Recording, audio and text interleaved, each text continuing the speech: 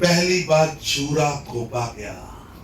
छुरा घोपने वाला हाथ अब्दुल्ला का था, लेकिन हाथ के पीछे जो शक्ति थी वो नेहरू गांधी परिवार।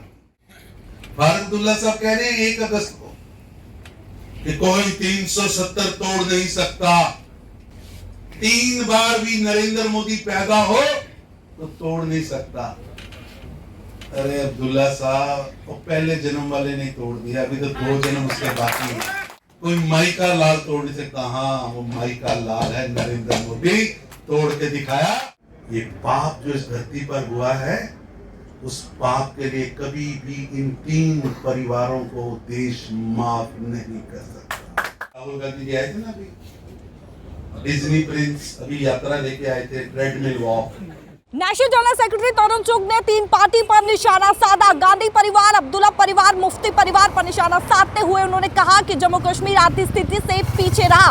उन्होंने कहा कि जम्मू कश्मीर में आतंकवाद बढ़ा, इन 3 परिवार को जिम्मेदार ठहराया। साथ ही साथ तरुण चुग ने यह भी कहा कि जम्मू कश्मीर को इन 3 परिवार ने धोखा दिया है। देखिए इस खास रिपोर्ट पर। आर्थिक रूप से जम्मू कश्मीर पीछे रह गया, विश्वास का वातावरण कमजोर हुआ, जम्मू कश्मीर के अंदर बड़ा आतंकवाद रहा, लूट खसूट का वातावरण रहा। उसके लिए 3 पार्टियां जिम्मेवार हैं, 3 परिवार जिम्मेवार। गांधी नेहरू परिवार, अब्दुल्ला परिवार और मुफ्ती परिवार। प्रेस वाले कहते जी आप हर बार 3 परिवारों की बात। मित्रों, जब प्रेमनाथ डोगरा जी ने प्रजा परिषद के नाते चुनाव के लिए कागज भरे तो 62 सीटों पर प्रेमनाथ डोगरा जी के उम्मीदवारों के कागज नेहरू साहब ने अब्दुल्ला साहब के कहने पे रद्द करा दिए। लड़ने ही नहीं दिया कि अब्दुल्ला साहब को ग्रीन रेड कारपेट मिले और उस रेड कारपेट पर खड़े होकर अब्दुल्ला साहब उस समय जम्मू कश्मीर, नया जम्मू कश्मीर में बनाऊंगा, इस नाम पर रेड कारपेट बिछा दिया गया। पहली बार छुरा घोपा गया। छुरा घोपने वाला हाथ अब्दुल्ला का था, लेकिन हाथ के पीछे जो शक्ति थी वो नेहरू गांधी परिवार।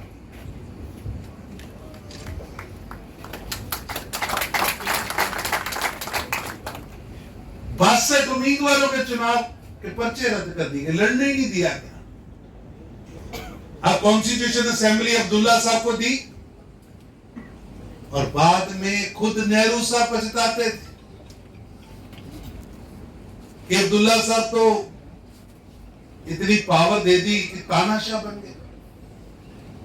अन्याय की गाथा लिखी गई। 370 और 35 ए जैसे धाराएं लाएगी। कहीं कोई संविधान हुआ ऐसा जिसमें लिखा हो कि उस स्टेट की बेटी बाहर जाके ब्याही जाएगी तो उसके राइट्स खत्म हो जाएंगे? ये कैसा कॉन्स्टिट्यूशन लिख दिया? ये 2 विधान, 2 प्रधान, 2 निशान, इसका जन्म इन 3 परिवारों की गलतियों के कारण। और जनसंघ ने तब भी संघर्ष किया था और हमारे नेशनल प्रेसिडेंट श्यामा प्रसाद मुखर्जी जी ने इसके विरोध के अंदर पूरे देश में यात्रा की थी और श्यामा प्रसाद मुखर्जी जी की शहादत जम्मू कश्मीर के अंदर हुई। कहां? कलकत्ता के रहने वाले। नेशन फर्स्ट हमने कहा नहीं, हमने करके दिखाया नेशन फर्स्ट। आज भी देखिए 370 और 35 ए को 5 अगस्त 2019 को प्रधानमंत्री नरेंद्र मोदी जी ने तोड़ा। तो मैं आपको, आप सब पढ़े लिखे लोग हैं, निकालिए बयान अब्दुल्ला साहब का, दिखिए बयान। फारूक अब्दुल्ला साहब कह रहे हैं 1 अगस्त को कि कोई 370 तोड़ नहीं सकता। 35 से तोड़ नहीं सकता। 3 बार भी नरेंद्र मोदी पैदा हो तो तोड़ नहीं सकता। अरे अब्दुल्ला साहब, वो पहले जन्म वाले ने तोड़ दिया, अभी तो 2 जन्म उसके बाकी हैं। कोई माई का लाल तोड़ नहीं सकता। हाँ, वो माई का लाल है नरेंद्र मोदी, तोड़ के दिखाया। और जम्मू कश्मीर के नागरिकों को जो आपने बेड़ियों में बांध के रखा था, यहाँ की बेटियों के अधिकार छीन के रखे थे, यहाँ एससी बेटियों के अधिकार आपने छीन के रखे थे। अरे कैसा आपने संविधान बना रखा था। कश्मीरी पंडित आज कोई किताब में लिख रहा है उसके लिए। अच्छा, लिखो लिखो, जरूर लिखो। अरे इतिहास तो बताओ।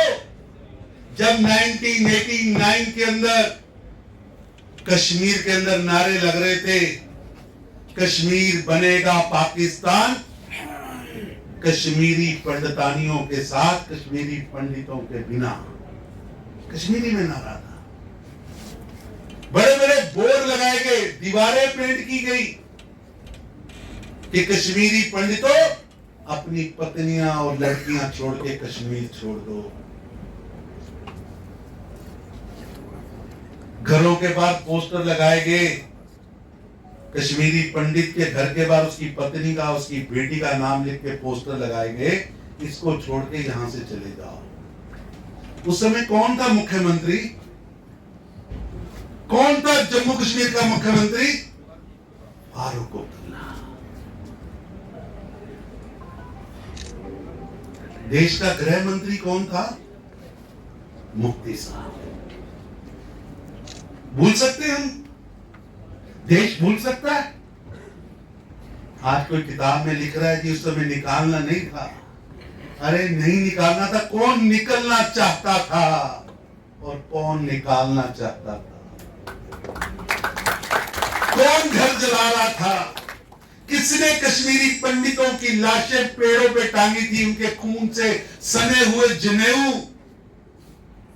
सारी सारी रात लाशें टांगी रही, कोई किया नहीं। आप तो तब नेता थे, बड़ी बड़ी गाड़ियों में, बड़े बड़े जहाजों में घूम रहे थे। ये पाप जो इस धरती पर हुआ है, उस पाप के लिए कभी भी इन 3 परिवारों को देश माफ नहीं कर सकता। ये राहुल गांधी जी आए थे ना अभी, डिज्नी प्रिंस अभी यात्रा लेके आए थे, ट्रेडमिल वॉक। उनके पिताजी प्रधानमंत्री थे।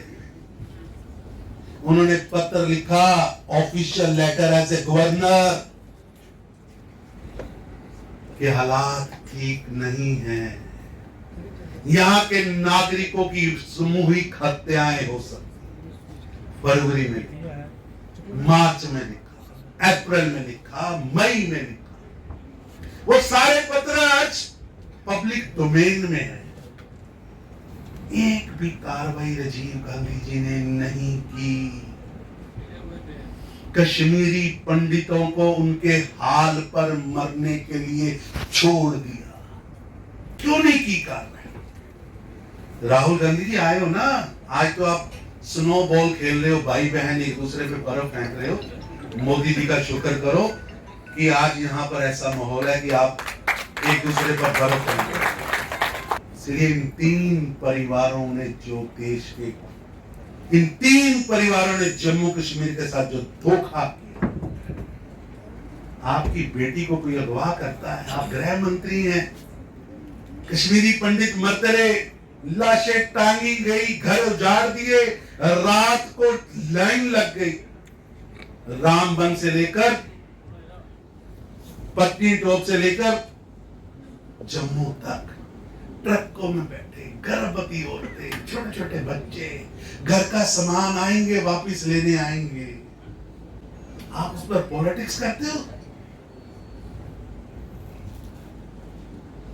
कभी भूल नहीं सकते, कभी भूल नहीं सकते। इसलिए मेरी आप सबसे विनती, विनम्र प्रार्थना, आज वातावरण बना है जम्मू कश्मीर के अंदर, वातावरण बना है शांति का, वातावरण बना है विश्वास का, वातावरण बना है कि देश के साथ चलना होगा। इसका कुछ सर्टिफिकेट नहीं चाहिए हमें। ये हमारी ड्यूटी थी। प्रधानमंत्री नरेंद्र मोदी जी ने अपनी ड्यूटी निभाई। हमने आतंकवादी भी कम किए, आतंकवादियों को कब्र में पहुंचाया है, आतंकवादियों की आयु को भी कम किया। जो आतंकवादी बनने के बाद हाथ में बंदूक उठाता था ना, जब पहला एक हिंदुस्तानी मारता था तो 10 साल जिंदा रहता था, अब नहीं रहने देता। और जो हिंदुस्तानी को कत्ल करने के लिए बंदूक उठाएगा उसको बख्शेंगे नहीं, छोड़ेंगे नहीं। ये स्पष्टता है, स्पष्टता है। निश्चित रूप से उन्होंने वारदातें की क्योंकि षड्यंत्र करते, षड्यंत्र करते, वारदातें करते। लेकिन वारदात के 36 घंटे नहीं बीतने दिए, 48 घंटे 36 घंटे कातिल नहीं छोड़ा।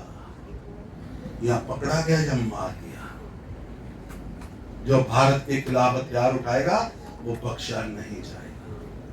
तरुण चुग ने कहा कि बीजेपी के कार्यकाल में जम्मू कश्मीर में शांति का वातावरण बना, आतंकवाद कम हुआ, आतंकवाद की आयु कम हुई। साथ ही साथ उन्होंने पुंछ अटैक पर भी शोक जताया। आपको बता दें कि उन्होंने साफ तौर पर यह कहा कि अगर कोई भारत के खिलाफ हथियार उठाता है तो उसे बख्शा नहीं जाएगा। और 3 परिवार पर यहाँ पर निशाना साधा है। मुफ्ती परिवार, अब्दुल्ला परिवार और गांधी परिवार पर निशाना साधते हुए क्या कुछ कहा है आपने साफ तौर पर सुना। इसको लेकर आपकी क्या कुछ राय है, अपनी राय कमेंट सेक्शन पर जरूर रखेगा। कैमरा पर्सन राकेश के साथ शिल्पा शर्मा, जम्मू।